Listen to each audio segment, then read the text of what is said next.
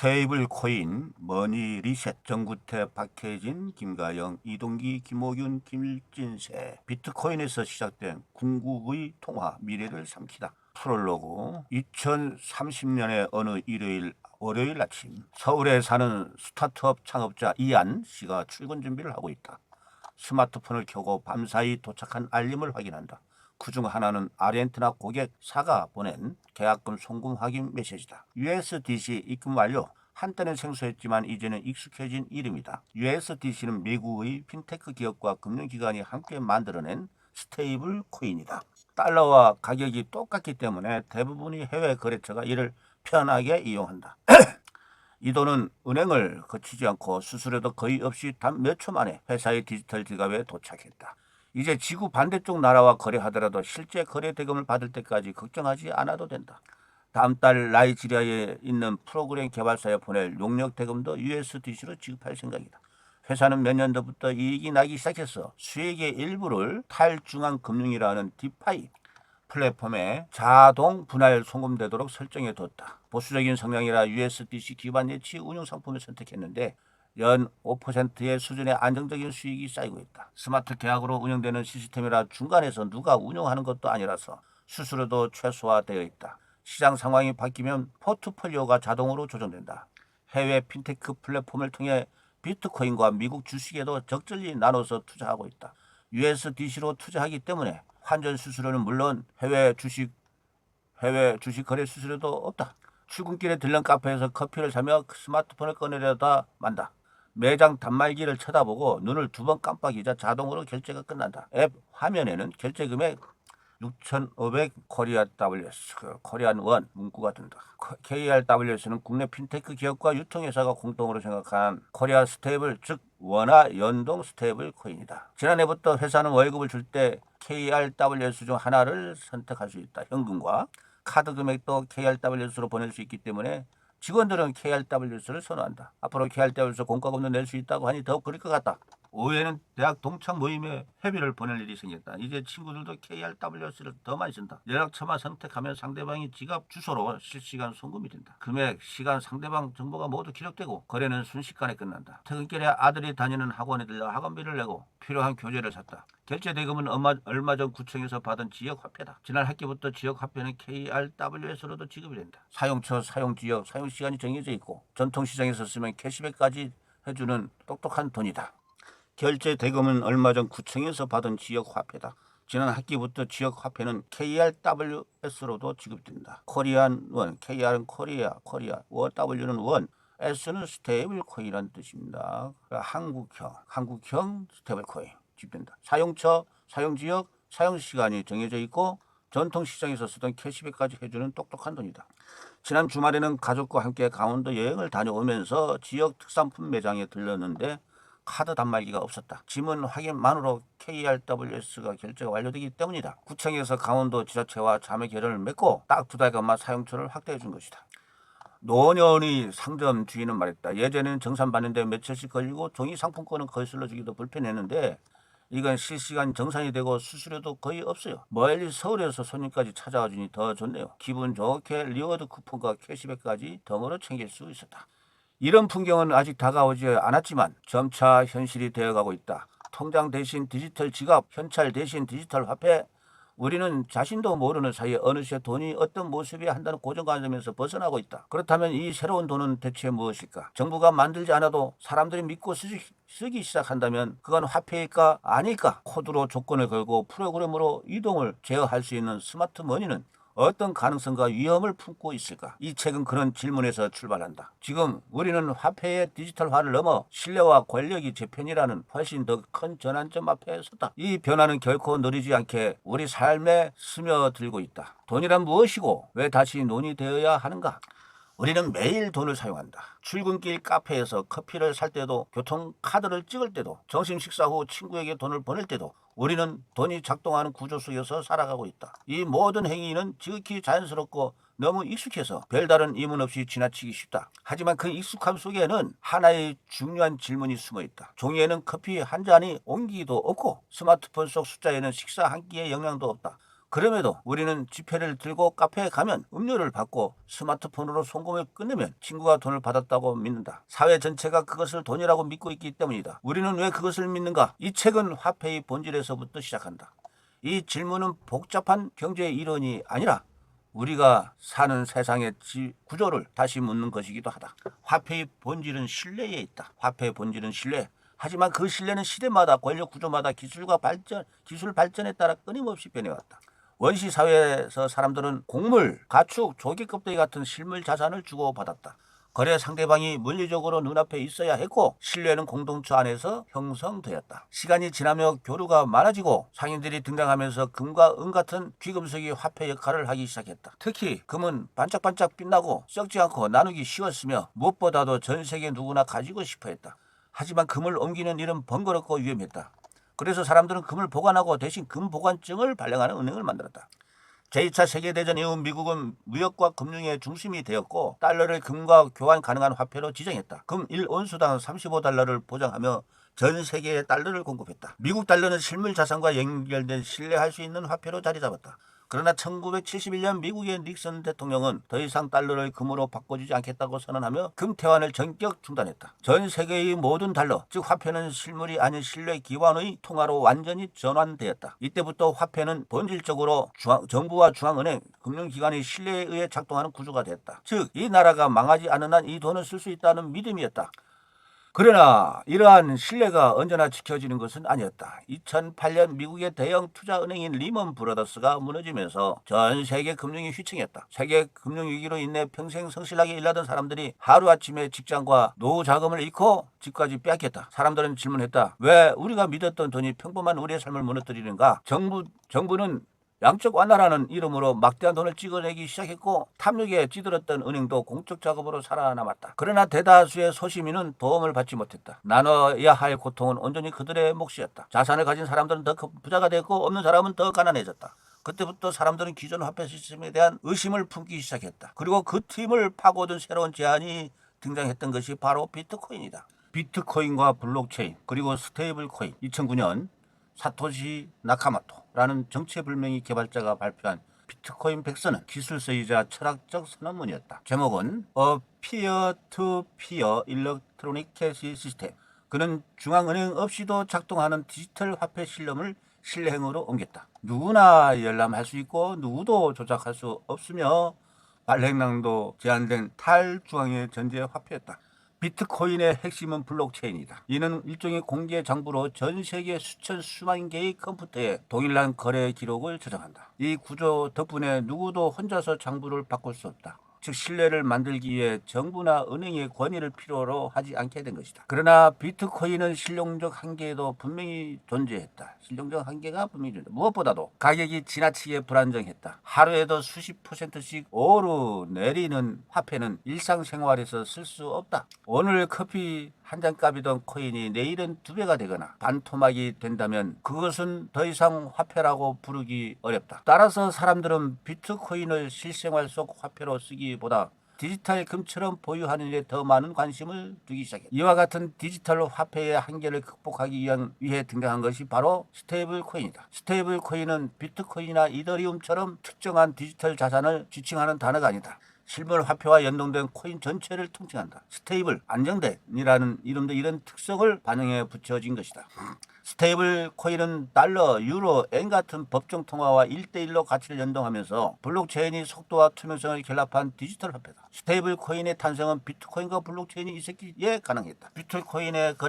스테이블 코인의 거래는 탈중앙화된 블록체인 네트워크 위에서 이루어집니다. 이 구조 덕분에 송금, 결제, 정산이 수초 안에 이루어지며 비용도 거의 들지 않는다. 이미 기업들은 발빠르게 움직이고 있다. 테더가 발행하는 USDT는 1,500억 달러, 하나 200조 원을 유통하면서 전 세계 스테이블 코인의 60% 이상을 점유하고 있다. 최근 미국 주식시장에 상장한 서클은 세계 최대 자산 운용사인 블랙록과 협력하여 US 달러 코인의 준비 자산을 운영하며 스테이블 코인을 제도권 금융에 연결하고 있다. 글로벌 핀테크 기업인 페이팔도 마찬가지다. 비트코인, 이더리움 결제에 이어 자체 스테이블 코인인 BYUSD까지 발행하며 결제 회사에서 단순 화폐 발행자로 진화하고 있다. 여기서 PYUSD는 PY는 페이팔, 페이팔이라는 뜻입니다.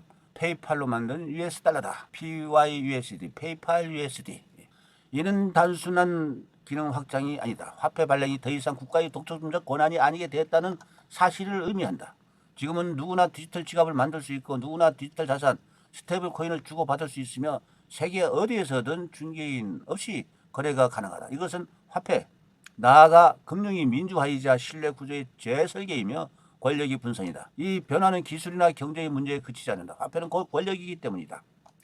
재선에 성공한 트럼프 대통령은 전임 바이든 대통령이 추진하던 중앙은행이 발행하는 디지털 화폐, 즉 CBDC, 센트럴 뱅크 디지털 커런시에 깊은 반감을 드러냈다. 그는 정부가 통화 시스템을 완전히 통제하게 될 것을 오히려 우려하며 오히려 민간이 발행하는 스테이블 코인을 지지했다. 이것은 단순한 화폐 정책의 차이가 아니라 오히려 철학의 대립이다. 하나는 신뢰는 정부가 만들어야 한다는 전통적 관점이고 다른 하나는 신뢰는 시장과 기술이 분산적으로 만들 수 있다는 탈중앙적 철학이다. 이는 관세 정책과 같이 미국 정부가 자국 우선주의를 지키는 방법이기도 하다. 유럽, 일본, 싱가포르, 홍콩 등도 디지털 화폐 제도화를 서두르고 있다. 국가가 발행하는 CBDC를 신뢰하면서도 민간이 발행하는 스테이블 코인을 제도 안에 수용하고 있다. 유럽은 일명 암호자산 기본법이라고 불리우는 미카, Makers in Crypto Asset Regulation 법을 통해 규제하고 있으며 일본은 스테이블 코인의 발행에 법적 기준을 세웠다. 싱가포르와 홍콩은 라이선스를 통해 신뢰받는 기업만 스테이블 코인을 발행하도록 한다. 세계는 이제 화폐 다양성의 시대에 진입하고 있다. 여기서 미카, 마이카라고도 하는데요. 공식적으로는 미카라고 했는데 영국식 발음으로는 마이카라고 합니다. 편의상 저는 미카라고 하겠습니다. 미카. 디지털 화폐 전쟁과 한국의 선택. 다음은 한국이다. 한국은 세계 최고 수준의 전자결제 인프라를 갖고 있지만 스테이블 코인 제도화에 있어서는 후발주자에 머물고 있다. 외환 규제는 엄격하고 금융 시스템은 중앙 집중형이며 블록체인과 디지털 자산에 대한 오해는 여전하다. 하지만 아이러니하게도 가장 많은 창작자와 스타트업과 프리랜서, 소셜셀러들이 디지털 달러의 수요를 절감하는 나라 역시 한국이다. 아주 절감하고 있다. 한국은 이미 연간 2천만 명에 가까운 외국인이 방문하는 나라이자 K-팝, 넷플릭스 콘텐츠, 유튜브 크리에이터를 수출하는 국가이다. 디지털 경제의 다양한 지점에서 화폐 글로벌화는 이미 현실의 문제다. 이제는 선택의 순간이다. 한국은 과연 완전한 통제 기반의 중앙은행 디지털 화폐 CBDC만을 고집할 것인가 아니면은 민간과 공공이 협력하는 유연한 금융 질서를 설계할 것인가. 스테이블 코인은 단순히 새로운 코인이 아니다. 돈에 얽힌 상식, 신뢰의 구조, 사회가 작동하는 방식에 관한 새로운 제안이다. 이 책은 바로 그 선택의 순간을 돕기 위한 안내서다. 독자들이 스테이블 코인이 뭔지 아는 데서 그치지 않고 이 기술이 사회, 경제, 금융, 정치에 어떤 지각 변동을 불러올지 이해하도록 구성되었다. 끝으로 이 책은 다시금 묻는다. 2030년 당신이 지갑 안에는 무엇이 들어있을까? 그 답을 찾아가는 여정이 지금부터 시작이 된다. 네, 이 책은 총 4장으로 되어 있고 1장 장과 절이 되어 있는데 자 1장 잊혀진 꿈 방코르와 스테이블 코인의 서곡 케인즈의 꿈 국제공용화폐 방코르 제2차 세계대전 직후 인류는 또다시 전쟁의 참혹함을 겪지 않기 위해 새로운 국제 질서를 절박하게 모색했다. 특히 전강기 동안 여기서 전강기란 전쟁 기간 중이 아니고 전쟁과 전쟁 사이에 그러니까 평화적이지만 전쟁이 끝나고 다른 전쟁이 그 사이를 말한다. 각국이 이기적인 통화정책과 불안정한 근본위 체제가 경제적 혼란을 야기하고 전쟁이 씨앗이 되었음을 반면교사 삼아 안정적이고 지속가능한 국제경제 시스템 구축이 시대적 과제로 떠올랐다. 이 논의의 중심에는 영국의 경제학자 존 메이너드 케인스가 있었다. 그는 금융 시스템의 안정이 평화 유지를 위한 필수 전제 조건이라고 보았으며 특정 국가의 통화에 전 세계가 종속되는 구조적 취약성을 극복하고자 했다. 이러한 문제의식 아래 케인스는 1944년 7월 브레턴 우주회의에서 혁신적인 제안을 내놓았다. 바로 국제청산동맹 인터내셔널 클리어링 유니언 ICU 그리고 그 중심 통화인 방코르 계획이다. 방코르는 라틴어의 은행, 방코와 같은 프랑스의 금, OR 합성한 이름으로 특정 국가의 통화가 아닌 국제거래 결제를 위해서만 사용되는 초국가적 준비 자산이자 계산 단위이다. 각국 중앙은행은 자국 통화를 방코르로 환전하여 ICU에 예치하고 국제무역 결제는 모두 방코르로 처리하는 방식이었다. 사실상 글로벌 중앙은행처럼 작동하는 ICU 내에서만 통용되는 장부상의 화폐였다. 방코르는 금이나 특정 국가의 통화에 직접 연동되지 않으며 독립적인 가치 기준을 제공함으로써 과거 근본위 체제의 폐해를 막는 역할을 했다. 케인스 구상이 가장 혁신적인 핵심은 대칭적 조정 메커니즘에 있었다. 기존의 국제금융 질서에서는 무역 수지 적자국에만 통화 평가절하, 긴축정책 등 고통스러운 조정 책임이 집중되었다. 그러나 케인스는 만성적인 무역 수지 흑자국 역시 글로벌 불균형의 원인이 될 수 있다고 보았다. 따라서 ICU가 적자국뿐만 아니라 과도한 방코로 흑자를 쌓는 국가에도 통화평가 절상, 국내 투자 수입 확대, 수입 증대 등을 통한 조정 의무를 부과하고 이를 이행하지 않을 시 벌금 성격이 이자를 부과하는 방안까지 구상했다. 이는 흑자국의 부를 재분배하고 전 세계적인 수요를 진작시켜 디플레이션 압력을 완화하려는 의도였다. 케인스는 이러한 시스템을 통해 환율 변동성 최소화, 투기적 자본 이동 억제, 각국이 완전 고용 정책 자율성 확보 등 제로섬 게임이 아닌 포지티브섬 게임으로 국제 경제를 이끌고자 하는 명확한 비전을 품고 있었다. 그러나 케인스의 원대한 구상은 현실이 벽에 부딪혔다. 브레튼 우주회의의 최대 승전국이자 막강한 경제력을 가진 미국은 해리 텍스터 화이트를 중심으로 자국의 입장을 관철시켰다. 당시 미국은 전 세계 금 보유량이 대부분을 차지하고 있었으며 전쟁 투수를 통해 채무국에서 채권국으로 부상한 상태였다. 미국의 구상은 금 1온수당 35달러로 고정하고 다른 국가의 통화를 달러에 연동하는 금환 본위제를 골드 익스체인지 스탠다드를 골자로 한 국제통화기금 IMF 국제부흥개발은행 IBRD의 창설이었다. 결국은 브레튼 우주체제는 미국이 구상대로 수립되었고 달러는 사실상의 기축통화 역할을 수행하게 되었다. 케인스의 방코로와 ICU는 미국이 압도적인 영향력과 각국이 자국통화 주권을 초국가적 기구에 완전히 이양하는 것에 대한 부담감 등으로 인해 국제금융 역사 속에서 실현되지 못한 잊혀진 꿈으로 남게 되었다. 비록 방코로는 실현되지 못했지만 케인스가 제기했던 문제의식은 오늘날까지도 유효하다. 브레튼 우주체제 붕괴 1971년 닉슨 서코 닉슨이 발표했습니다.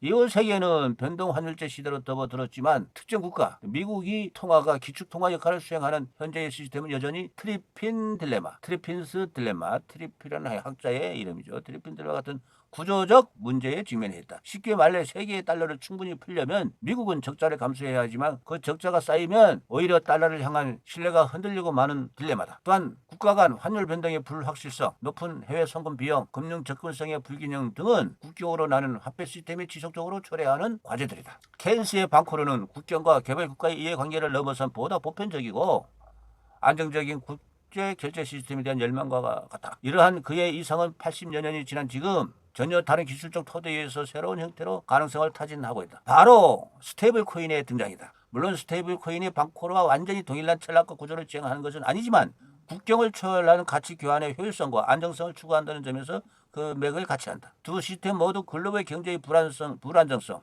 무역 및 자본 흐름의 불균형, 신뢰와 투명성이 결렬하는 오랜 문제의식에서 출발한 셈이니 방코로는 스테이블 코인의 역사적 철학적 선구자라 할 수 있다. 20세기 중반 인류가 처음으로 국경과 국가의 경계를 넘어서는 화폐 질서를 진지하게 고민한 실험이 방코로였다면 21세기에 우리는 스테이블 코인이라는 새로운 실험을 통해 재차 글로벌 화폐의 가능성과 한계를 마주하고 있다. 방코르의 꿈은 아직 끝나지 않았다. 그 꿈의 현대적 가능성은 스테이블 코인을 통해 다시 우리 앞에 펼쳐지고 있다. 국경과 화폐, 인위적 경계가 만든 그림자. 케인스의 방코르가 국제금융 질서의 이상적인 청사진을 제시했음에도 현실화되지 못했던 배경에는 이미 견고하게 자리잡은 국경의 개념과 그 국경을 따라 분절된 국가별 화폐 시스템이 있었다. 현대사회에서 우리는 태어나면서부터 특정 국가의 국민으로 귀속되고 그 국가가 발행한 화폐를 사용하며 살아간다. 너무나 당연하게 여겨지는 이 시스템은 과연 언제부터 어떻게 우리의 삶에 들어와 현재의 금융 질서를 형성하게 된 것일까? 이 자연스러워 보이는 질서 이면에는 인류가 오랜 시간에 걸쳐 만들어온 인위적 경계와 그로 인한 여러 그림자가 드리워져 있다. 인류 초기 화폐는 조기 껍데기, 가축, 곡물과 같은 실물 상품의 형태를 띠었고 이후 금, 은둥이, 기금속으로 발전했다. 이러한 상품 화폐 또는 금속 화폐는 그 자체로 내재적 가치를 지니며 특정 국가의 경계를 넘어 비교적 자유롭게 통용될 수 있었다. 그러나 근대 국가 시스템이 태동하면서 화폐의 성격은 점차 변모하기 시작했다. 특히 1648년 베스트팔렌 조약 이후 확립된 주권 국가의 개념은 각 국가가 자국의 영토 내에서 배타적인 권력을 행사함을 의미했고 이러한 주권의 핵심 요소 중 하나가 바로 화폐 발행권, 화폐 발행권이었다. 국가는 세금 징수, 법률 시행, 군대 유지 등 통치 행위를 위한 재정적 기반으로서 독자적인 화폐를 발행하고 통제할 필요성을 제감했다. 이렇게 탄생한 것이 바로 오늘날 우리가 사용하는 법정 화폐이다. 여기서 피아트 머니, 피아트란 단어는 명령하다. 자, 이걸 돈으로 써라. 명령을 했다. 그냥 법정 화폐다는 뜻이 되겠습니다. 피아트, 명령하다. 법정 화폐는 금이나 은과 같은 실물 자산에 의해 가치가 보장되는 것이 아니라 오직 정부의 법적 강제와 사회 구성원들이 신뢰에 의해서만 가치를 지닌다. 여기에는 국가가 자국의 경제 상황에 맞춰 통화량을 조절하고 경제 정책을 유연하게 펼칠 수 있다는 장점이 있다. 국경 안에서 단일 화폐의 사용은 거래의 편의성을 높이고 경제 공동체로서의 국가의 정체성을 강화하는 역할도 수행한다. 그러나 이러한 국가 중심의 화폐 시스템은 국경을 넘어서는 순간 그 빛 뒤에 숨겨진 그림자를 드러내기 시작한다. 국경으로 나뉜 수많은 종류의 명목 화폐들은 높고 거대한 탑을 쌓아 하늘에 닿으려 했던 인간들의 오만한 행동에 분노한 신이 본래 하나였던 언어를 여럿으로 분리하는 저주를 내린 바벨탑 이야기처럼 서로 다른 국가 장벽을 만들어내며 국제적인 경제 활동 여러 가지 마찰과 비효율을 야기했다. 국가별 화폐 시스템이 낳은 마찰과 비효율. 가장 직접적인 것은 거래 비용과 환율 변동 리스크다. 서로 다른 통화를 사용하는 국가 간 무역이나 투자가 이루어지려면 필연적으로 환전을 거쳐야 된다. 이 과정에서 은행이나 환전상은 매도 호가의 차이를 통해 수수료를 얻고 이는 고스란히 경제 주체들이 비용으로 전개된다. 더 큰 문제는 환율 자체가 끊임없이 변동한다는 점이다. 수출 계약을 체결하고 대금을 수령하기까지 혹은 해외 투자 자금을 회수하기까지 환율이 불리하게 변동할 경우 예상치 못한 손실을 입을 수 있다. 이러한 환 리스크를 회피하기 위하여 기업들은 선물한 계약이나 통화 옵션 같은 복잡한 금융 파생 상품을 이용해야 하는데 이는 또 다른 비용과 전문 지식을 요구한다. 특히 자본과 정보력이 부족한 중소기업이나 개인에게 이러한 부담은 더욱 크게 작용하여 국제거래의 문턱을 높이는 요인이 된다. 이러한 환 리스크를 회피하기 위해 기업들은 선물한 계약이나 통화 옵션 같은 복잡한 금융 파생 상품을 이용해야 하는데 이는 또 다른 비용과 전문 지식을 요구한다. 특히 자본과 정보력이 부족한 중소기업이나 개인에게 이러한 부담은 더욱 크게 작용하여 국제거래의 문턱을 높이는 요인이 된다. 국제 송금의 높은 수수료와 시간적 지연도 개인들에게 큰 불편을 초래한다. 해외 유학 중인 자녀에게 생활비를 보내거나 외국인 노동자가 본국의 가족에게 돈을 붙이는 경우를 생각해보자. 현행 국제 송금 시스템은 여러 중개은행을 거치는 복잡한 구조다. 커러스판던트 뱅킹 네트워크, 커러스판던트, 리스판던트 응답하다인데 서로 응답하다, 상호 응답하는 관계, 커러스판던트로 인해 건당 수수료가 높고 자금이 최종 수취인에게 도달하기까지 며칠씩 소요되는 경우가 허다하다. 세계은행 월드뱅크 보고서에 따르면 전 세계 평균 국제 송금 비용은 송금액의 약 6%대에 6%와 이러면 일부적인 10%도 넘. 이야, 이건 도둑놈이죠. 100만 원을 송금하면 수수료 무려 10만 원 가까이 된다는 뜻이다. 이는 매년 수천억 달러에 달하는 막대한 자금이 비효율적인 시스템 속에서 소모되고 있음을 의미하며 특히 경제적으로 취약한 계층에게는 더욱 큰 부담으로 작용한다. 각국 정부가 자국의 경제 안정이나 특정 정책 목표 달성을 위해 자본 이동을 통제하기도 한다는 점도 문제다. 급격한 자본 유출입으로 인한 금융시장 불안을 막거나 국내 산업을 보호하기 위한 목적 등으로 외환 거래의 종류나 금액을 제한하는 경우가 이에 해당한다. 물론 이러한 자본 통제가 단기적으로 국가 경제에 긍정적인 효과를 가져올 수는 있지만 장기적으로는 자본의 비효율적 배분을 초래하고 글로벌 금융시장의 통합을 제한한다. 투자자들은 더 높은 수익률을 기대할 수 있는 해외 시장으로의 접근이 제한될 수 있으며 기업들은 자금 조달 비용이 상승하거나 투자 기회를 상실할 수도 있다. 이는 결국 금융시장을 파편화시키고 경제 성장의 잠재력을 제약하는 결과를 낳는다. 또 국경과 화폐의 분리는 지정학적 불균형과 경제적 종속을 심화시키는 도구로 작용하기도 한다.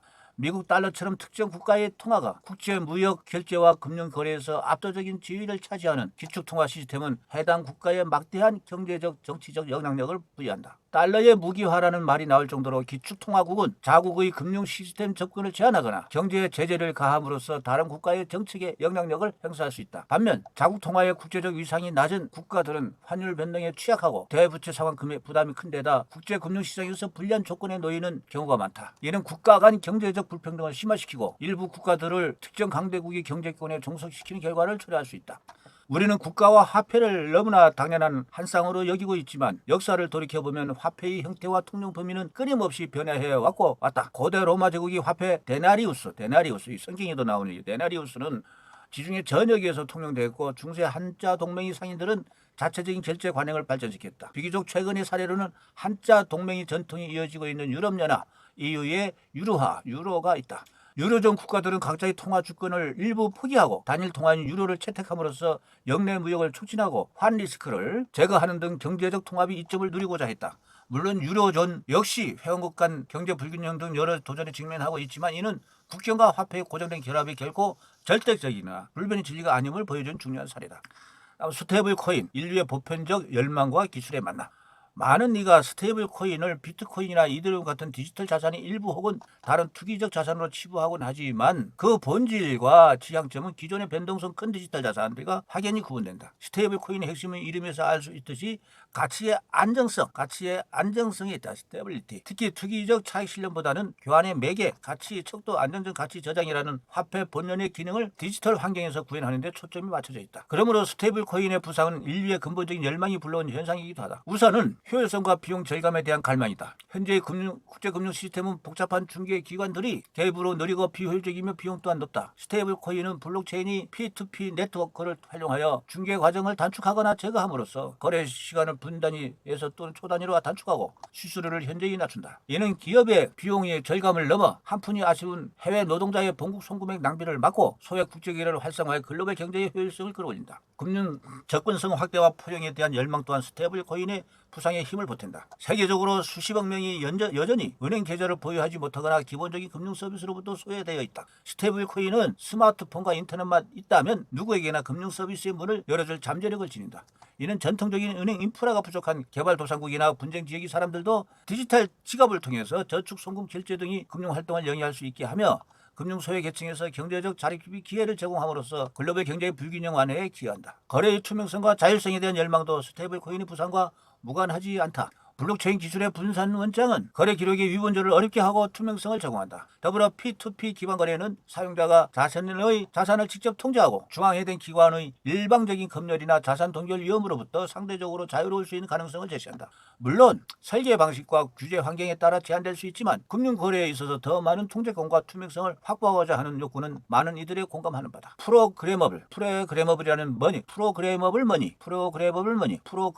머니라는 개념에도 주목할 필요가 있다. 전통적인 화폐는 단순한 가치 저장과 교환 수단의 역할에 국한되지만 스테이블 코인은 자동화 계약인 스마트 컨트랙트와 결합될 경우 조건부 자동 결제, 시간 기반 지불 등 다양한 논리적 기능을 내장할 수 있는 프로그래머블 머니로 진행된다. 이는 실물 경제 내 수많은 복잡한 거래 관계를 코드화된 계약으로 간소화하고 투명한 조건 구분 금융 로직의 구현을 가능케 하며 신뢰 비용을 획기적으로 낮춘다. 가치의 안정성과 예측 가능성에 대한 열망 역시 스테이블 코인에 쏟아지는 관심과 연결된다. 자국의 화폐 가치가 불안정하고 인플레이션이 극심한 국가의 국민들에게는 미국 달러와 같은 안정적인 외국 통화가 중요한 가치 저장 수단으로 되어왔다. USD에 연동된 스테이블 코인은 이러한 상황에서 디지털 형태로 가치를 안정적으로 보존하고 필요시 쉽게 다른 자산으로 교환하거나 결제에 사용할 수 있는 대안을 제공한다. 이는 자국 통화 시스템에 대한 신뢰가 낮은 지역의 주민들에게 실질적인 경제적 안정성을 부여하며 안정적인 국제 가치 단위의 필요성을 미시적인 차원에서 보여준다. 이처럼 스테이블 코인의 부상은 기존 금융 시스템의 오랜 문제점들을 해결하고 보니 나은 가치 교환 방식을 실현하고자 하는 인류의 보편적 열망들이 현대적 기술과 결합한 결과에 가깝다. 인류는 역사적으로 더 효율적이고 더 편리한 교환 수단을 끊임없이 모색해왔다. 스테이블 코인은 그 과정에서 국경의 마찰을 최소화하고 디지털 경제 시대에 걸맞는 유동성과 효율성을 제공하려는 시도인 것이다. 국경이 야기하는 비효율을 넘어 더 빠르고 더 저렴하며 더 공정하고 더 안정적인 방식으로 가치를 교환하고자 하는 열망. 그것이 바로 스테이블 코인이 단순한 기술적 유행이 아니라 우리 시대의 금융 패러다임의 근본적인 질문을 던지며 중요성을 더해가는 이유다. 조용하지만 거대한 시작점. 2025년 초 도널드 트럼프 행정부의 재집권과 6월 이재명 대통령 시대의 개막이라는 국내의 격변의 시기에 스테이블 코인은 중요한 화두로 떠올랐다. 이는 급변하는 세계 질서와 금융 패러다임이 근본적인 변화가 불러온 필연이자 스테이블 코인 부상의 첫 번째 단서이기도 하다. 달러 패권의 균열과 신뢰 시스템에 들여온 임은 1944년 2차 세계대전 말기 미국 뉴햄프셔주 브레턴우즈에서 체결된 국제통화협정은 달러를 기축통화로 삼고 금 1온수를 35달러로 고정하는 금환본위제를 기반으로 한 고정환율 체제를 구축했다. 이를 통해 확립된 미국 달러의 기축통화 지위는 세계 경제의 안정과 성장에 기여한 측면이 분명히 존재한다. 국제무역이 결제통화. 각국 중앙은행이 주요 외환 보유 자산으로서 달러는 글로벌 유동성이 핵심적인 역할을 수행해왔다. 그러나 영원할 것 같았던 달러의 위상은 새로운 경제대국들의 부상, 지정학적 갈등의 격화, 그리고 달러 시스템 자체의 내재적 모순 등으로 인해 과거와 같은 영향력을 유지하기 어려운 상황으로 나아가고 있다. 가장 두드러진 현상은 중국을 비롯한 신흥 경제 대국들의 부상과 국제 금융 시스템 내에서의 발언권 요구다. 특히 미중 무역 갈등, 기술 패권 경쟁은 단순한 경제적 마찰을 넘어 글로벌 공급망 재편과 진영 간 대립을 심화시키고 있다. 이러한 상황에서 2022년 발발한 러시아 우크라이나 전쟁과 그에 따른 서방 국가들의 대러시아 금융 제재는 달러 패권에 대한 근본적인 질문을 던지는 결정적 계기가 되었다.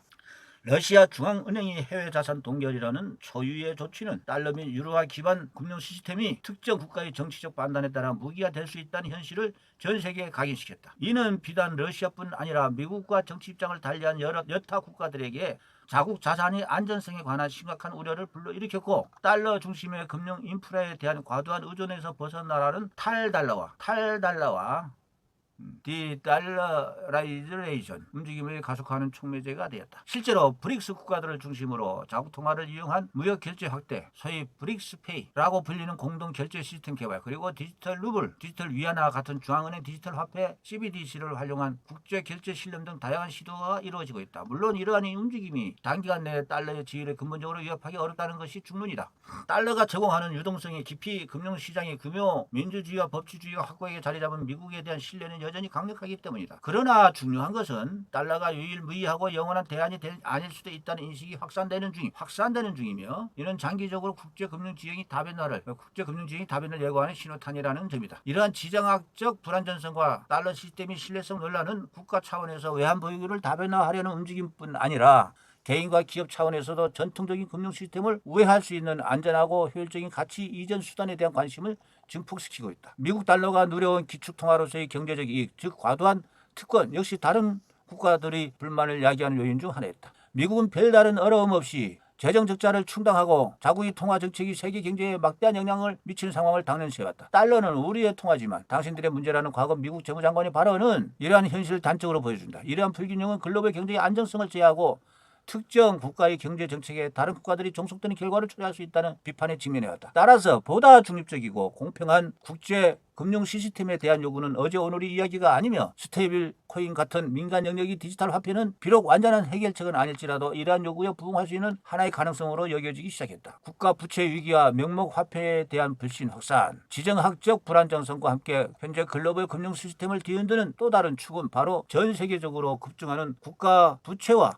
그로 인한 명목 화폐 가치에 대한 신뢰 약화 문제다. 2008년 글로벌 금융위기 이후 각국 정부는 경기 부양을 위해 막대한 규모의 양적 완화를 단행했고, 이는 전례 없는 수준의 유동성 공급과 정부 부채 증가로 이어졌다. 여기에 2020년 발발한 코로나19 팬데믹은 각국 정부의 재정 지출을 더욱 확대시켜 국가 채무 규모를 임계점 수준으로 밀어올렸다. 국제결제은행 BIS이나 국제통화기금 IMF의 보고서들은 이미 수년 전부터 이러한 부채 누적의 위험성을 경고해왔다. 과거에는 주로 신흥국이나 개발도상국의 문제로 여겨졌던 국가 부채 위기 가능성이 이제는 미국, 유럽연합, 일본 등 주요 선진국에 대해서도 심심치 않게 거론되고 있다는 점은 심각성을 더한다. 2020년대 초반까지 지속된 초저금리 환경은 이러한 부채 부담을 그나마 감당할 수 있게 만들었지만, 2022년 이후 본격화된 글로벌 인플레이션과 이에 대응하기 위해 각국 중앙은행이 급격한 금리 인상은 상황을 반전시켰다. 높아진 금리와 국가 이자 상환 부담을 가중시키고 재정 건전성에 대한 시장의 의료를 중폭시켰다. 당장 2024년 미국의 부채 한도 협상 과정에서 나타났던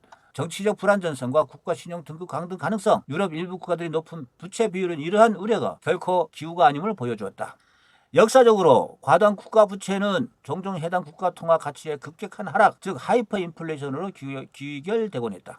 정부가 부채 상환 부담을 이기지 못하고 중앙은행을 동원해 무분별하게 화폐를 발행하여 빚을 인플레이션으로 녹이려는 유혹에 빠지기 쉽기 때문이다. 물론 현대의 독립적인 중앙은행 시스템 하에서 이러한 극단적인 상황이 주요 선진국에서 발생할 가능성은 낮지만, 지속적인 재정 적자와 부채 누적은 결국 해당 명목 화폐의 구매력 약화와 신뢰도 저하로 이어질 수밖에 없다. 최근 수년간 전 세계를 휩쓴 높은 수준의 인플레이션은 이미 많은 사람들에게 자신들의 보유한 법정 화폐의 가치가 생각보다 안정적이지 않다는 마스라린 교훈을 안겨주었다. 이처럼 국가 부채 위기에 대한 우려와 명목 화폐 가치 하락에 대한 불안감은 우리로 하여금 전통적인 금융 시스템과 국가가 발행한 화폐의 안정성에 대해 다시 생각하게 만들고 있다.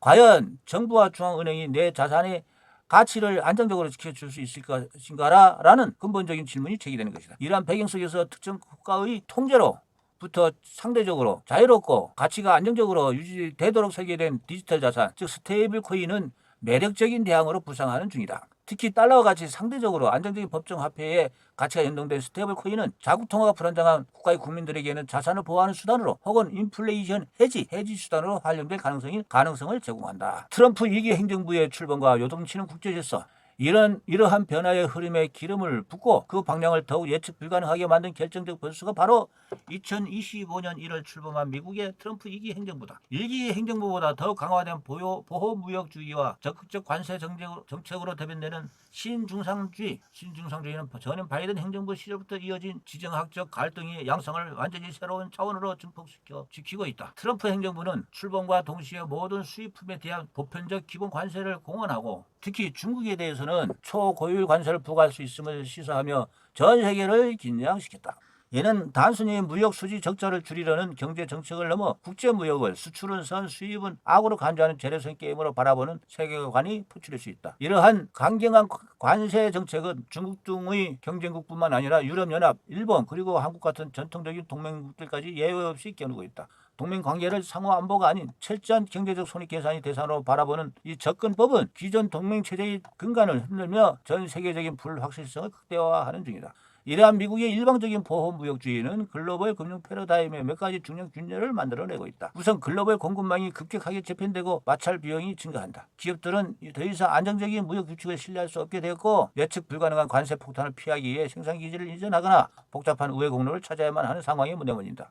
이는 글로벌 경제 전체의 효율성을 떨어뜨리고 최종적으로 소비자가 지불해야 하는 비용을 증가시키는 결과를 낳는다. 상황이 이러하니 기업들은 복잡한 통관 절차와 환전 비용, 환율 변동의 리스크를 최소화하며 국경을 넘나들 수 있는 효율적 가치 이전 수단에 대한 필요성을 절감할 수밖에 없다. 달러의 무기화가 금융 영역을 넘어 무역 영역까지 확산됐다는 점 또한 주목할 만하다. 전임 행정부가 러시아 중앙은행 자산 동결과 같은 금융 제재를 통해 달러 시스템을 무기화했다며 트럼프 행정부는 관세와 무역을 직접적인 압박 수단으로 활용한다. 이는 전 세계 국가들에게 미국이 정책 방향에 따라 언제든지 경제적 불이익을 당할 수 있다. 이따는 강력한 시그널과도 같다. 즉 미국의 정치적 변동으로부터 자국 경제를 보호하기 위한 수단을 강구해야 한다는 절박함을 불러일으킨다. 가장 중요한 것은 이러한 흐름이 궁극적으로 앞서 언급했던 탈달러화를 더욱 가속시킨다는 점이다. 미국이 보호무역 장벽이 높아질수록 국가들은 미국을 배제한 채 역내 교역을 확대하거나 뜻이 맞는 국가들끼리 새로운 무역 블록을 형성하려는 유인을 강하게 느끼게 된다. 이러한 역내 교역에서는 자연스럽게 달러가 아닌 자국 통화나 제3의 통화를 사용한 결제 비중이 늘어날 수밖에 없다. 브라질, 러시아, 인도, 중국, 남아공으로 구성된 브릭스 국가들을 중심으로 논의되던 공동 결제 시스템이나 통화 바식의 구상은 트럼프 행정부의 고립주의 정책 속에서 더욱 강력한 동력을 얻고 있다. 지금 세계는 바이든 행정부 시절의 금융 압박과 트럼프 2기 행정부의 무역 압박을 동시에 직면하며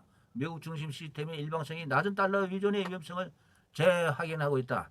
이러한 변화 속에서 달러 패권의 분열과 국가부채, 명목 화폐 신뢰 약화가 맞물려 기존 금융 패러다임은 근본적인 도전에 직면했다. 결과적으로 스테이블 코인은 이 힘의 공백과 신뢰의 공백을 메울 새로운 솔루션으로 부상하며 생존과 안정에 대한 본능적 요구에 부응하고 있다. 탈중앙화된 미래를 향한 열망, 신뢰의 분산과 개인 주권. 왜 지금 스테이블 코인인가? 라는 질문에 대한 답이 이면에는 신뢰 패러다임의 전환에 대한 열망이 크게 자리하고 있다.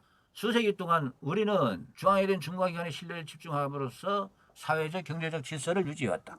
하지만 2008년 글로벌 금융위기 같은 강력한 사건들은 중앙화된 신뢰 모델의 본질적인 취약성과 한계를 명백히 드러냈다. 신뢰가 소수의 강력한 주체에게 집중될 때 이는 거대한 단일 화폐 지점, 단일 실패 지점, 싱글 포인트 오브 폴트 만들어내며 도덕적 해이, 운영의 비효율성, 불투명성, 배제와 검열이 권력과 같은 문제들을 납부한다. 결국 지금의 경제 질서는 신뢰 기반이지만 그 신뢰의 패러다임은 너무나 쉽게 흔들리거나 무너질 수 있다는 근본적인 인식이 확산된 것이다. 이러한 중앙화된 신뢰 모델의 한계에 직접 응답하며 등장한 것이 바로 비트코인이다. 비트코인의 창시자 사토시 나카모토가 2009년 1월 3일 첫 번째 블록인 제네시스 블록에 더 타임스 2009년 1월 3일 재무 장관의 은행대회 두 번째 구제금융 실시 임박. 이라는 신문기사 헤드라인에 새겨 넣은 것은 결코 우연이 아니다. 이는 비트코인이 기존 금융 시스템의 실패에 의해서 탄생했음을 상징적으로 보여주는 선언과도 같다. 기존 금융 시스템의 실패. 비트코인과 그 기반 기술인 블록체인이 제시한 대안은 신뢰의 분산이라는 혁명적인 아이디어였다. 이는 특정 주체를 신뢰하지 말고 시스템 자체를 검증하라는 말로 요약될 수 있다. 블록체인은 거래 기록이 담긴 원장을 하나의 중앙 서버가 독점하는 대신 네트워크가 참여하는 다수의 컴퓨터, 노드의 복제하여 공유한다. 새로운 거래는 암호학적으로 연결되며 다수의 참여자가 작업증명, 특정 작업을 강제함으로써 거래 권한을 부여하는 방법, 지분증명은 지분에 비례해 거래 권한을 부여하는 방법 등이 합의 알고리즘을 통해 그 진실성을 검증해야만 원장에 기록될 수 있다. 일단 기록된 데이터는 사실상 위번조가 불가능하다. 비트코인이 이를 12년간 증명해왔고 지금도 증명하는 중이다. 여기서 신뢰의 대상은 변덕스러운 인간이나 불투명한 기관이 아니라 공개적으로 검증 가능하고 수학적 원리에 기반한 코드와 네트워크 그 자체다. 이러한 신뢰의 분산 개념은 이더리움이 등장과 함께 스마트 컨트랙트라는 형태로 한 단계 더 진화했다. 스마트 컨트랙트는 계약 조건을 코드로 명시하고 특정 조건이 충족되면 해당 계약 내용이 자동으로 실행되도록 프로그래밍한 것이다. 마치 자판기와 같다. 우리는 자판기 주인이 누군지 모르지만 동전 투입이라는 일정 조건이 충족되면 음료수가 나온다는 사실을 신뢰한다. 스마트 컨트랙트는 이러한 자동화된 신뢰를 금융의 영역으로 확장한 것이다. 예금, 대출, 자산교환처럼 복잡한 금융 계약들이 은행이나 증권사 같은 전통적인 중개자 없이 블록체인상의 코드를 통해 P2P 방식으로 이루어진다. 이것이 탈중앙 금융, 디파이의 핵심 원리다. 물론 신뢰를 분산시킨다고 해서 모든 위험이 사라지는 것은 아니다. 오히려 새로운 형태의 위험이 등장하기도 한다. 스마트 컨트랙트에 버그가 존재할 수 있고 블록체인 네트워크 자체가 해킹 공격을 받을 수도 있으며 탈중앙화된 시스템이 거버넌스, 의사결정 방식은 여전히 많은 숙제를 안고 있다. 신뢰의 문제가 사라지는 것이 아니라 그 주체와 성격이 인간과 기관에서 코드화 시스템으로 이전되는 것에 가깝다. 압도적인 장점을 지닌 탈중앙 결제 시스템, 신뢰의 분산이라는 거대한 패러다임 전환은 탈중앙화된 애플리케이션들이 작동하는 데 필요한 안정적인 디지털 화폐, 즉 스테이블 코인에 대한 수요를 창출하는 가장 중요한 동력으로 작용하고 있다. 사람들은 이제 믿어야만 하는 시스템을 넘어 검증할 수 있는 시스템을 원한다. 이러한 담론이 구체적인 현실의 변화로 이어지는 가장 중요한 접점 바로 결제이다. 페이먼트, 결제 영역이다. 결제는 모든 결제 활동의 시작과 끝을 잇는 혈관과도 같다. 그리고 이 혈관을 기존의 중앙화된 동맥경화 상태에서 벗어나 막힘없이 흐르는 모세혈관 네트워크로 바꾸려는 시도, 즉 탈중앙 결제의 부상은 개인과 개인이 중개자 없이 직접 연결되는 P2P 경제의 무한한 가능성을 열어젖히고 있다. 우리가 일상적으로 사용하는 결제 시스템의 이면을 들여다보자. 결제 과정은 생각보다 훨씬 복잡하고 다층적이다. 소비자가 상점에서 카드를 긁는 단순한 행위 뒤에는 소비자의 카드 발급사, 매입사, 그리고 이들을 연결하는 비자나 마스터카드와 같은 거대한 카드 결제 네트워크, 결제 대행사 등 수많은 중개기관이 촘촘하게 얽혀 있다. 이들은 각자의 역할을 수행하며 거래의 신뢰성과 안정성을 보장하지만 그 대가로 2 내지 3%에 달하는 수수료를 수취한다. 게다가 실제 자금 정산이 완료되기까지는 수일이 소요된다. 특히 이익률이 낮은 소상공인에게 상당한 부담으로 작용하고 자금 흐름의 속도를 저해하는 요인이 된다. 국제 결제의 경우 중개기관의 수가 더욱 늘어나고 과정은 복잡해지며 비용과 시간까지 기하급수적으로 증가한다. 탈중앙 결제는 이처럼 복잡하게 얽힌 중개자의 사슬을 끊어내고 가치 이동을 A에서 B로 직접 전달한다는 혁신적인 아이디어에서 출발한다. 이는 마치 우리가 친구에게 현금을 건네주듯 중간 과정 없이 즉각적이고 완결된 거래를 디지털 환경에서 그것도 전 지구적 규모로 구현하려는 시도다. 그리고 이 아이디어를 현실로 옮겨낸 기술이 바로 블록체인이다. 그러나 초기의 블록체인 기반 결제 시도는 명확한 한계에 부딪혔다. 체계에는 각 화폐별 결제 시스템 비교가 되어 있습니다. 법정 화폐냐 일반 암호화폐, 스테이블 코인, 가격 안정성과 탈중앙성과 빠른 전송 이렇게 되어 있습니다. 비트코인이나 이더리움과 같은 1세대 디지털 자산들은 훌륭한 P2P 가치 전송 수단이었지만 극심한 가격 변동성이라는 치명적인 약점을 지녔던 것이다. 10만 원어치 물건을 팔았는데 다음날 그 대가로 받은 디지털 자산의 가치가 8만 원으로 떨어질 수 있는 상황에서 어떤 상인도 마음 편히 결제를 받을 수는 없다. 상거래의 기본은 교환되는 가치의 안정성인데 변동성이 큰 디지털 자산은 이러한 기본 전제를 충족시키지 못했다. 이 지점에서 스테이블 코인이 해결사로 등판한다. 스테이블 코인은 달러나 원화 같은 법정 화폐의 그 가치를 고정시킴으로써 블록체인이 탈중앙적이고 효율적인 특성 그대로 유지하면서 가격 변동성이라는 문제를 해결했다. 즉 P2P 네트워크의 장점과 전통 화폐의 안정성을 결합한 상업용 디지털 화폐가 탄생한 것이다. 1USDT는 항상 1달러의 가치를 갖도록 설계되어 있다. 기업과 개인은 더 이상 가치 변동에 대한 걱정 없이 상품과 서비스 대가로 스테이블 코인을 주고받을 수 있게 된다. 이처럼 안정성을 확보한 탈중앙 결제 시스템은 기존 시스템 대비 압도적인 장점을 제공한다. 첫째, 비용 절감이다. 수많은 중개 기간을 거치지 않음으로써 감염증 수수료를 1% 미만 혹은 그보다도 훨씬 낮은 수준으로 낮출 수 있다. 둘째, 정산 속도다. 거래는 블록체인 네트워크에서 수분 내에 최종적으로 완결되며 판매자는 대금을 받으려 며칠씩 기다릴 필요 없이 거의 실시간으로 현금 유동성을 확보할 수 있다. 셋째, 글로벌 접근성이다. 인터넷만 연결되어 있다면 전 세계 누구와도 은행 계좌나 신용카드 없이 디지털 지갑만으로 직접 거래할 수 있다. 넷째, 24시간 운영이다. 은행 영업시간이나 공휴일과 관계없이 1년 365일 24시간 언제나 결제가 가능하다.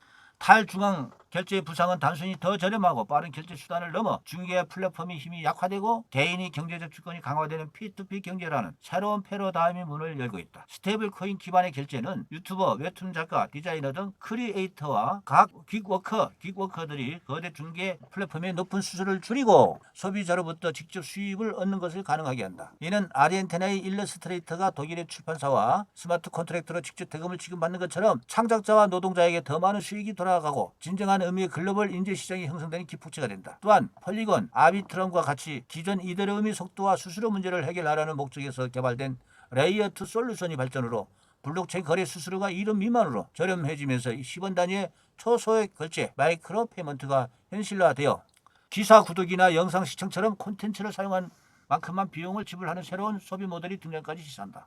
나아가 스마트 컨트랙트를 활용하면 해외 직구 시 구매자의 스테이블 코인을 에스크로에 예치해 두는 등 개인 간 신뢰를 바탕에 둔 국경 없는 P2P 상거래와 복잡한 금융 계약이 자동화까지 가능해진다. 복잡한 디지털 지갑 사용자 경험, 네트워크 자작성성 문제, 그리고 각 정부의 규제 불확실성은 온오프 램프, 법정 통화와 디지털 자산을 상호 교환하는 행위, 용이성 확보 등 해야 할 과제들이 남아있지만 탈중앙 결제와 P2P 경제를 향한 흐름은 이미 거스를 수 없는 대세가 됐다. 이는 단순히 비용을 절감하는 기술 혁신에 그치지 않는다. 경제활동이 주도권을 거대 중개 플랫폼과 금융기관으로부터 개인에게 되돌려 주려는 거대한 패러다임의 전환을 의미한다. 즉 스테이블 코인은 개인의 재능과 노력이 국경이라는 장벽과 중개자의 수수료에 훼손되지 않고 온전히 보상받는 새로운 경제 시스템을 여는 가장 현실적이고 가장 강력한 인프라다. 자, 이번에는 1장 왜 지금 스테이블 코인인가에서 세 번째 절 3절 스테이블 코인의 정의와 종류. 스테이블 코인의 정의와 종류. 스테이블 코인은 달러나 유로 같은 특정 법정 화폐 혹은 금 같은 실물 자산의 가치에 연동, 패깅되어 1코인이 항상 1달러 또는 1g의 금처럼 일정한 가치를 유지하도록 관리했다. 이러한 가치 안정성을 확보하기 위해 스테이블 코인은 크게 두 가지 방식을 사용한다. 첫째는 담보 방식이다. 담보 방식. 이는 발행된 스테이블 코인의 가치를 보증하기 위해 그에 상응하는 실물 자산을 준비금으로 예치하는 것이다. 마치 과거 금본위제에서 지폐를 가져가면 은행이 금으로 바꿔 주었던 담보형 스테이블. 자, 이 책에는 스테이블 코인 유형별 비교, 법정 담보형 USDT 같은 거, 디지털 담보형은 다이 같은 거, 실물 자산 담보형은 이게 PAXG와 X, 알고리즘형은 또 PRAX. 코인은 사용자가 1 스테이블 코인을 가져오면 1달러를 돌려줄 수 있는 자산을 실제로 보유함으로써 신뢰를 얻는다. 둘째는 알고리즘 방식이다. 이는 별도의 담보 자산 없이 마치 중앙은행이 통화량을 조절하여 물가를 안정시키듯 정교하게 설계된 알고리즘이 시장 상황에 맞춰 스테이블 코인의 공급량을 자동으로 늘리거나 줄여 가격을 일정하게 유지하는 방식이다. 스테이블 코인이 이토록 안정성에 집착하는 이유는 단순 투기적 자산이 아닌 화폐 본연의 기능을 디지털 세계에서 수행하려는 목표를 가지고 있기 때문이다. 경제학에서는 화폐가 일반적으로 세 가지 핵심 기능을 수행하고 있다. 교환의 매개, 가치 적도, 가치 저장 기능 그것이다. 교환, 가치 저장 이것이다. 스테이블 코인이 이 세 가지 기능을 디지털 환경에 최적화된 형태로 구현하고 있다. 달러의 안정성과 신뢰를 블록체인의 효율성, 투명성, 그리고 글로벌 접근성 결합한 하이브리드 금융 자산이 셈이다. 담보형 스테이블 코인. 담보형 스테이블 코인은 가장 직관적이며 현재 시장을 지배하고 있는 방식이다. 핵심 철학은 단순하다. 발행된 모든 코인의 가치를 증명할 수 있는 실질적인 자산을 보유하고 있다. 이 간단한 명제는 사용자에게 심리적 안정감과 신뢰를 제공하며 스테이블 코인이 실제 화폐처럼 기능할 수 있는 근간이 된다. 이 담보물이 무엇이냐에 따라 담보형 스테이블 코인은 크게 법정 화폐 담보, 디지털 자산 담보, 그리고 실물 자산 담보 방식으로 나눈다. 법정 화폐 담보형 USDT, USDC. 법정 화폐 담보 방식은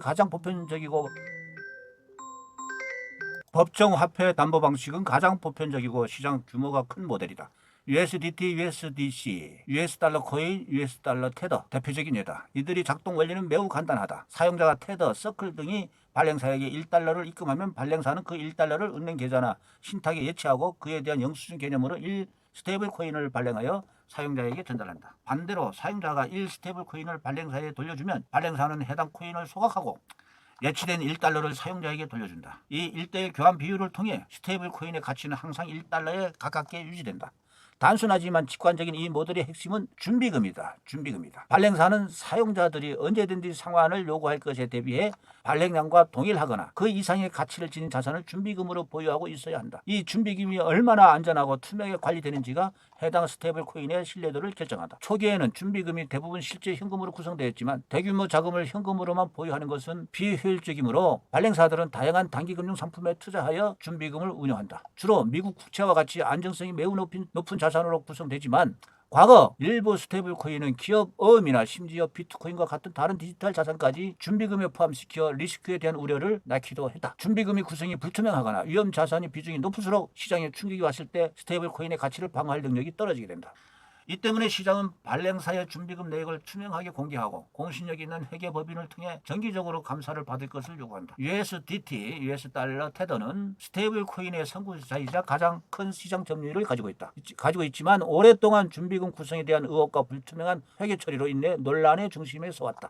반면 USDC의 US 달러 코인 서클, US 달러 코인의 발행사인 서클은 미국 금융 당국의 규제 틀 안에서 운영되며 세계적인 회계법인을 통해 매달 준비금 증명 보고서를 발행하며 투명성을 강조했다. 이러한 신뢰 전략 덕분에 USDC는 규제를 준수하는 안전한 스테이블 코인의 대명사로 자리 잡았다. 법정 화폐 담보 모델이 가장 큰 특징은 중앙화되어 있다는 점이다. 명확한 운영 주체가 존재하기에 문제 발생 시 책임 소재가 분명하고 규제 당국과의 소통이 용이하다는 것은 분명한 장점이다. 하지만 동시에 이는 치명적인 약점이 되기도 한다. 먼저 발행사 리스크가 존재한다. 발행사가 파산하거나 해킹당할 경우 준비금의 안전을 보장할 수 없다. 검열 리스크 또한 약점으로 작용할 수 있다. 발행사는 법원이나 정부의 명령에 따라 특정 주소에 스테이블 코인을 동결시킬 수 있다. 이는 자금 세탁 방지 등에는 효과적이지만 탈중앙화와 검열 저항이라는 블록체인의 근본 철학과는 배치된다. 은행 리스크도 목격되고 있다. 2023년 3월 미국의 실리콘밸리 은행 SVB 파산 사태 당시 서클이 준비금의 일부를 SVB에 예치하고 있었다는 사실이 알려지면서 USDC 가격이 일시적으로 1달러 밑으로 떨어지는 디패깅 현상이 발생했다. 이는 스테이블 코인 발행사가 아무리 건전하게 운영되어도 전통 금융 시스템의 리스크로부터 완전히 자유로울 수 없음을 보여준 중요한 일화다. 비록 USDC는 미국 정부의 신속한 예금자 보호 조치와 서클이 적극적인 대응으로 빠르게 1달러 가치를 회복했지만 이 사건은 중앙화된 스테이블 코인의 내재적 취약성을 명백히 드러냈다. 다음은 디지털 자산 담보형 DAI. 법정 화폐 담보 모델이 중앙화 문제를 해결하기 위해 등장한 것이 바로 디지털 자산 담보 스테이블 코인이다. 대표적인 예는 메이커다오. 이 스테이블 코인 다이가 있다. 이 모델은 특정 기업이 아닌 탈중앙화된 조직과 스마트 컨트랙트에 의해 운영되었다. 작동 원리는 과잉 담보라는 개념에 기반한다. 사용자는 100달러 가치의 다이를 대출하기 위해 150달러 또는 그 이상의 가치를 지닌 이더리움이나 다른 디지털 자산을 벌트라는 스마트 컨트랙트의 담보로 예치해야 된다. 이렇게 실제 발행하려는 가치보다 더 많은 담보를 요구하는 이유는 담보물인 디지털 자산이 가격이 하락하더라도 다이의 가치를 안정적으로 유지하기 위함이다. 만약 담보물의 가치가 일정 수준 이하로 떨어지면 스마트 컨트랙트는 해당 담보물을 자동으로 시장에 강제 매각 청산하여 다이 대출금을 상환함으로써 시스템의 부실을 막는다. 이 방식이 가장 큰 장점은 탈중앙화되어 있다는 점이다. 특정 기업이 개입 없이 모든 과정이 스마트 컨트랙트와 코드에 의해 투명하게 실행된다. 누구나 블록체인상에서 담보물의 종류와 규모를 실시간으로 확인할 수 있으며 특정 주체의 자의적인 자산 동결이 불가능하다. 이는 검열 제한성을 중시하는 이들에게 매우 매력적인 요소다. 반면 단점도 명확하다. 100달러를 얻기에 150달러를 묶어둬야 하므로 자본 효율성이 떨어진다. 일반 사용자가 담보 비율, 청산 가격 등을 이해하고 관리하기가 상대적으로 어렵고 복잡하다. 담보물에 대한 리스크도 존재한다. 실제로 2020년 3월 코로나19로 인해 디지털 자산 시장이 폭락했을 때 이더리움 가격이 순식간에 급락하면서 메이커타워 시스템이 대규모 청산 위기를 겪기도 했다. 담보물의 가격이 너무 빠르게 떨어지면 자동 청산 시스템이 제대로 작동하지 않을 수 있다는 블랙스완 리스크가 존재한다. 최근에는 메이커타워 역시 시스템의 안정성과 확장성을 위해 USDC와 같은 중앙화된 스테이블 코인이나 미국 국채 등의 실물 연계 자산, 리얼 월드 에셋 RWA를 담보물에 포함시키고 있다. 이는 탈중앙화를 일부 포기하는 대신 안정성을 강화하려는 현실적인 타협으로 현대 스테이블 코인 모델이 점차 하이브리드 형태로 진화하고 있음을 보여준다. 실물 자산 담보형 PAXG 팍소스 골드 PAXG 법정 화폐 외에 금, 부동산, 미술품 같은 실물 자산을 담보하는 스테이블 코인도 존재한다. 가장 대표적인 얘기는 금을 담보로 골드. 그래서 담보는 팍소스 골드다. 팍소스 PAXG 팍소스 골드 PAX는 팍소스라는 뜻이고 골드 팍소스 골드다. 1팍소스 골드 PAXG 토큰은 런던의 안전한 금고에 보관된 1트로이온스 실물 금에 대한 소유권을 나타낸다. 사용자는 토큰을 통해 소액으로 쉽게 금에 투자하고 블록체인을 통해 24시간 거래할 수도 있다. USDT로 스테이블 코인 시장을 거의 장악하고 있는 테더도 XAUT는 상품을 내놓았다. 이 방식은 달러 같은 명목 화폐의 인플레이션 위험을 해지할 수 있는 수단을 제공한다는 장점이 있다. 하지만 담보물인 실물 자산의 보관 관리 정기적인 감사 과정에서 높은 비용과 신뢰 문제가 발생할 수 있다는 한계를 가진다. 담보형 스테이블 코인은 무엇을 담보로 삼고 그 담보를 누가 어떻게 관리하는가에 따라 신뢰의 스펙트럼 위에 다양한 형태로 존재한다. 법정 화폐 담보 모델은 사용 편의성과 안정성을 무기로 시장을 장악했지만 중앙화 리스크를 안고 있으며 디지털 자산 담보 모델은 탈중앙화라는 이상을 추구하지만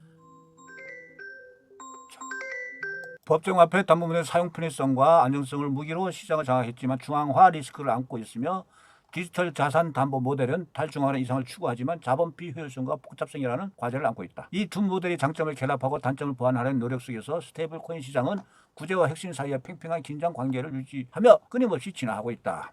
알고리즘형 스테이블 코인은 수요와 공급의 원리를 이용해 가격 안정을 달성한다. 예컨대 가격이 1달러보다 높을 때는 스테이블 코인을 추가 발행하여 공급을 늘리고 가격이 낮을 때에는 사용자들에게 다른 토큰을 제공하며 스테이블 코인을 사들이거나 소각하여 공급을 줄인다. 이때 새로 발행되는 코인으로 얻는 이익은 시스템 참여자들에게 분배된다. 이러한 모델은 이론적으로 무한한 확장성을 가질 수 있다는 점에서 스테이블 코인의 성배로 불리기도 했지만 시스템 전체가 미래에도 가격이 1달러로 회복될 것이라는 시장 참여자들이 집단적인 믿음에 의존한다는 치명적인 단점을 가졌다. 이 믿음이 깨지는 순간 시스템은 걷잡을 수 없는 죽음의 소용돌이 속에 빠져들게 된다. 테라 루나 사태의 교훈. 수많은 알고리즘형 스테이블 코인 중 권도영이 이끈 테라폼랩스의 테라는 UST 알고리즘형 스테이블 코인 루나 변동성 흡수 토큰이란 두 개의 축으로 움직이는 성공적인 모델로 부상했다. 테라 시스템의 핵심은 UST와 루나 사이의 차익거래 메커니즘이었다. UST 가격이 1달러보다 낮을 때 UST를 시스템에 보내면 1달러 가치의 루나를 서로 발행받을 수 있고 반대로 UST 가격이 높을 때는 루나를 시스템에 보내 1UST를 발행받는 구조였다. 이는 UST 수요 증가 시 루나 가격이 폭등하는 강력한 선순환을 만들었다. 그러나 UST 자체만으로는 거대한 수요를 만들 수 없었다. 테라 제공을 건설한 진짜 성장 엔진은 앵커 프로토콜이라는 탈중앙 금융 서비스였다. 앵커는 사용자들에게 UST를 예치하면 연 20%에 가까운 비현실적인 고정이자를 지급했다. 당시 시장 금리가 제로에 가까웠던 상황에서 이 고금리는 전 세계 투자자들을 끌어모았고 수십조 원의 자금이 앵커 프로토콜로 몰려들면서 UST에 대한 인위적이고 폭발적인 수요를 창출했다. 이는 루나 가격을 천정부지로 끌어올렸지만 20% 이자는 실제 대출이자 수익으로는 감당할 수 없는 지속 불가능한 시한폭탄이었다. 2022년 5월 7일 누군가의 대규모 UST 매도로 가격이 미세하게 흔들리자 비극이 시작되었다. 작은 군열은 순식간에 공포를 불러왔고 투자자들이 앵커에서 UST를 인출하여 시장에 팔기 시작하면서 UST는 가격은 곤두박질을 쳤다. 아이스 설명한 차익거래 메커니즘이 작동하며 사람들은 폭락하는 UST를 헐값에 사들여 1달러 가치의 루나를 교환하기 시작했다. 이 과정에서 시스템은 루나를 기하급수적으로 발행해야만 했고 하루아침에 어마무리한 루나가 쏟아져 나오자 루나의 가격은 수직으로 낙하했다. 루나의 가격이 폭락하자 1USD 상환하기에 엄청난 양의 루나를 발행해야 했고 이는 루나의 인플레이션을 더욱 가속화시키는 악순환을 만들었다. 이것이 바로 알고리즘 스테이블 코인의 가장 치명적인 약점인 죽음의 소용돌이다. 죽음의 소용돌이. 테라폼랩스 비트코인의 가격 방어를 시도했지만 패닉에 빠진 시장의 거대한 매도 압력을 이겨낼 수는 없었다. 불과 일주일 만에 한때 50조 원을 넘던 루나의 가치는 99.99% 이상 폭락하여 사실상 제로 0이 되었고 1달러를 지켜야 할 USD 0.1달러 밑으로 추락 완전히 붕괴됐다. 하나의 거대한 제국이 먼지처럼 사라지는 일주일도 안 걸렸다. 일주일도 채 걸리지 않았다. 루나의 붕괴는 생태계 내부의 문제로 끝나지 않았다. 이는 디지털 자산 시장 전체를 뒤흔든 리먼 브러더스 사태와 같은 금융 붕괴 도미노 현상을 일으켰다. 테라에 과도하게 투자했거나 빌려주었던 헤지펀드 3에로즈 캐피털이 파산했고 3에로즈 캐피털에 그에게 빌려주었던 보이저 디지털 같은 높은 이자를 약속했던 셀시우스 네트워크 등 대형 디지털 자산 대출 플랫폼들이 연이어 파산을 신청했다. 야, 이렇게 테라코인 가격 변화가 이렇게 급전직하 일주일도 안 돼서 떨어졌다는 것입니다. 이게 파산을 신청하며 수백만 고객이 자산을 등록시켰다. 외에도 수많은 디지털 자산 관련 기업들이 유동성 위기에 빠져 구조조정과 파산을 겪으며 2022년 하반기에는 혹독한 크립토 윈터, 암호자산의 겨울이네요. 윈터로 접어들었다. 이 사태는 디지털 자산 시장이 각 주체들이 얼마나 복잡하고 불투명한 신용관계로 얽혀 있었는지 그리고 하나의 시스템 리스크가 어떻게 생태계 전체를 무너뜨릴 수 있는지 여실히 보여줬다. 자, 규제의 칼날 알고리즘형 코인에 대한 전 세계적 불신. 루나 사태는 전 세계 금융 규제 당국에게 강력한 경고음을 울렸다. 혁신이라는 이름 아래 자라나던 위험 요소를 더 이상 발치할 수 없다는 공감대가 형성되었고 각국은 스테이블 코인, 특히 알고리즘형 모델에 대한 규제의 칼날을 빼들기 시작했다. 2025년 현재 단계적으로 시행되고 있는 유럽연합이 포괄적인 디지털 자산 규제 법안 미카는 이러한 규제 흐름에 선두에 서 있다. 미카는 스테이블 코인을 엄격하게 분류하고 발행자가 항상 발행량에 상응하는 고품질의 유동자산으로 구성된 준비금을 보유하도록 강제하며 순수 알고리즘 방식으로만 가치를 안정시키는 스테이블 코인의 대규모 발행 및 유통을 사실상 금지했다. 미국 역시 스테이블 코인 발행사에게 은행에 준하는 규제를 적용하고 준비금을 현금이나 단기 미국 국채 같은 안전자산으로만 1대1로 보유하도록 강제하는 내용을 담은 지니어스법을 통과시켰다. 연방준비제도와 재무부, 증권거래위원회 등 모두 무담보 알고리즘 스테이블 코인의 위험성을 반복적으로 경고하며 단속을 강화하는 추세다. 테라 사태의 진원지였던 한국은 한국 디지털 자산 기본법 제정을 통해 무담보 스테이블 코인을 원칙적으로 인정하지 않은 방향으로 논의가 진행 중이다. 일본은 이미 2022년 세계 최초로 스테이블 코인 규제 법안을 통과시켜 발행 주체를 은행, 신탁회사 등으로 제한하고 전액 자산 보증을 의무화했다. 이처럼 전 세계적인 규제 컨센서스는 명확하다. 담보 없는 알고리즘형 스테이블 코인은 금융 안정성을 심각하게 위협하는 위험한 신념으로 간주되며 모든 스테이블 코인은 반드시 검증 가능한 자산으로 완벽하게 담보되어야 한다는 것이다. 알고리즘형 스테이블 코인은 탈중앙화와 자본 효율성이라는 이상을 쫓았지만 시장이 신뢰라는 사상 누각기에 세워진 허상임이 증명됐다.